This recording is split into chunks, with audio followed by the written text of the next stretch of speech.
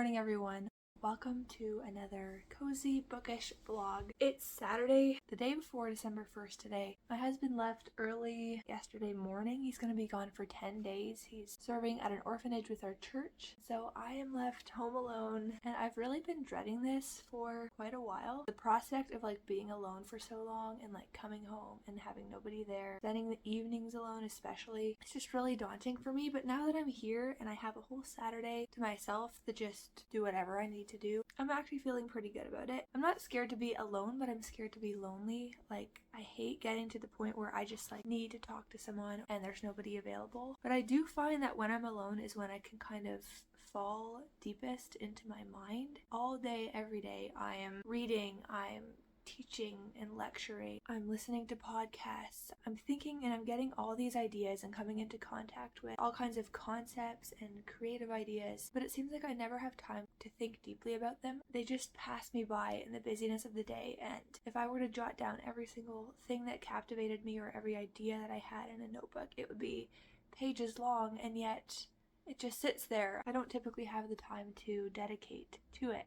But when I'm alone and I know that I'm going to be alone for a while, I feel like I just sink into this space where I can finally do that and catch up on the things that I've been meaning to think about, the things that I've been meaning to do. Honestly, sometimes I think if I'm ever going to achieve intellectual greatness or be a creative genius or any of those wildly romantic things that I want to achieve and I think about all the time, and why am I not achieving them in my life yet? And I honestly think that to get those things, I need to be just left completely alone with just my own mind. And that is when I will produce something great, when I will be able to just sit and write from the core of my being. Yeah, I can only think and create well when there's no distractions around me, no pressures, no responsibility. I really need to just be alone with myself. That's how I'm trying to frame this 10-day period when my husband's going to be gone out. I'm going to be hanging out with friends a lot. I'm going to be visiting my parents. I'm going to be going to church and going to school, to work every day. I will still get a lot of people time, but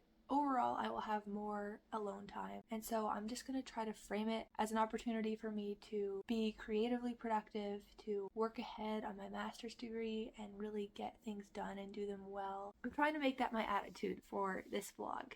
Today I do have some goals, some things that I want to get done. I want to spend some time reading the Silmarillion. I want to write a new catechism for my ancient history course. I want to type up a short story that I wrote this week. If I write a whole piece of work by hand, I like to type it up and have it on my Google Docs. I might head over to the cafe to get some work done today. Yeah, and I might just spend some time working on my latest novel. And yeah, I will just let you know as the day goes by what I'm going to be up to, and I hope to take you along with me for the next few days, maybe even the whole 10 days. I'll see how long this vlog gets. Yesterday I went to an NHL game, which was pretty exciting. It was in Buffalo versus Vancouver, and Vancouver won, which was great because I always cheer for the Canadian team. Hockey games are really fun and exciting, but they're also quite overwhelming, so I left and I just had the worst headache developing, but overall it feels better this morning. Anyways, yeah, I just wanted to share that because it was a lot of fun.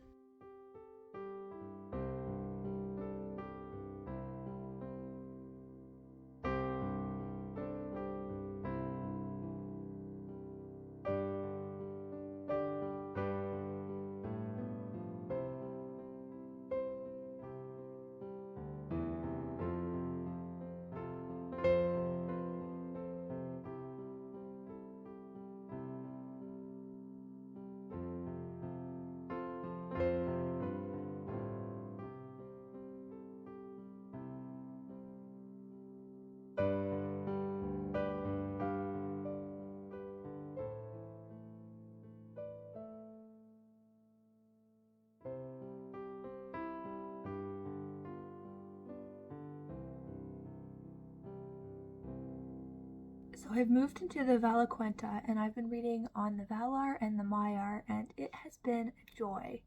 So if you're not familiar with the Valar, they are the powers of Arda, or of Middle Earth. Men have often called them gods, but they're more just powers or forces that Iluvatar, the one god from which all comes, kind of has in his command and gets to assist in the making and the maintenance of Middle Earth, of the world, of Arda.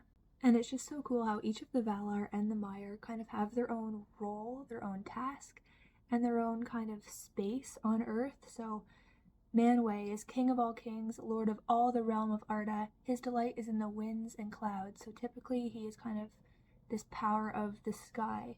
His wife, Varda, is lady of the stars. We have Ulmo, lord of the waters, and Ole, lord of the substances of which the earth is made. His spouse is Yavanna, the giver of fruits. We have Mondos and Lorien, masters of spirit, and many more, and all of their names are just so beautiful.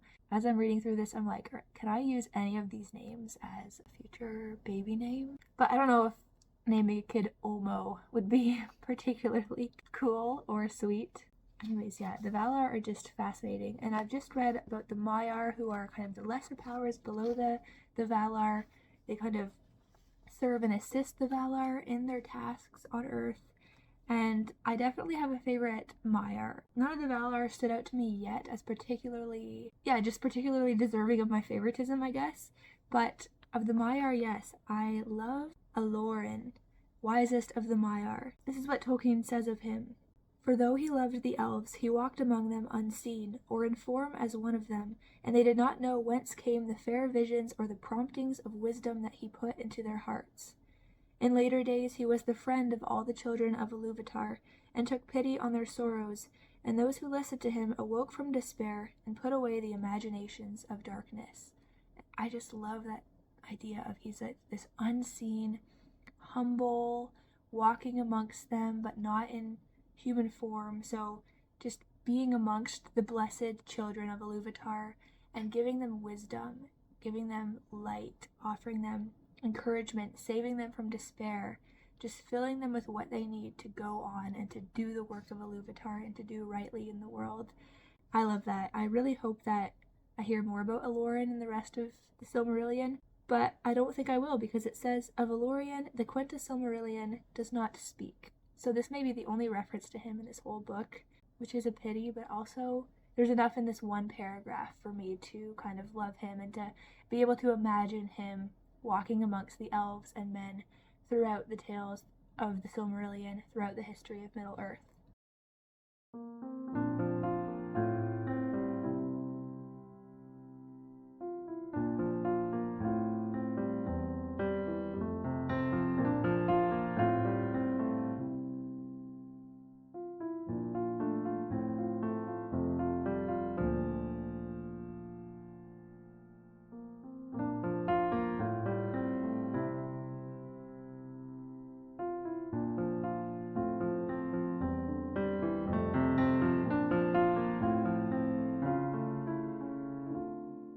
I just read the section of the Valaquenta on the enemies, and this is extremely helpful. If you've read The Lord of the Rings and you've heard of Sauron and Saruman and all the evil powers, the Balrogs, and kind of been wondering, okay, what is their hierarchy?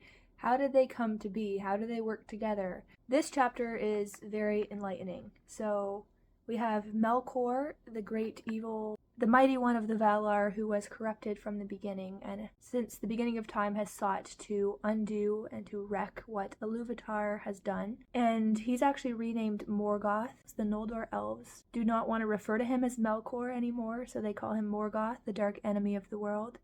And then below him we have different Maiar who he corrupts and brings into his service, and one of them is Sauron, the Eldar, who was once a Maiar of Aule, still trying to figure out how to pronounce that name. And Sauron was corrupted by Melkor, and in all his deeds, Sauron had a part and was only less evil than his master in that for long he served another and not himself. But in after years he rose like a shadow of Morgoth and a ghost of his malice, and walked behind him on the same ruinous path down into the void. So that's just interesting to know that Sauron is kind of the right-hand man, second in evil power to Morgoth or Melkor, and then below him would be Saruman, but I haven't gotten to all of that yet. So overall, Silmarillion is just bringing to light so much of The Lord of the Rings. Alright, so before I head to the cafe today, I'm going to go for a nice long walk. The local arena has a walking track around it, which is super awesome. So I'm gonna head over there. I'm trying to reach my goal every day of doing at least 1 hour of extra cardio on top of my daily activities, whether that's just like a fast-paced walk or a run. And so especially on days like today when I'm not at school, because when I'm at school teaching, I'm actually walking around and moving around quite a bit. But today I could just sit all day on my butt and not do anything if you let me. I'm gonna go out and get some steps in, and I would love to listen to a podcast or an audiobook for this, but I don't have access to headphones. My husband has them. So instead, I brought along my little notebook and a pen, and I'm just going to challenge myself to think of story ideas and to think of ideas for this catechism that I want to write this afternoon, and I'm just going to jot them down as I walk. Might look like a weirdo, but I have to multitask. I can't just walk. Well, if I just walk, I will be thinking, but it would be nice if I could then jot down my ideas so I don't lose them, if that makes sense.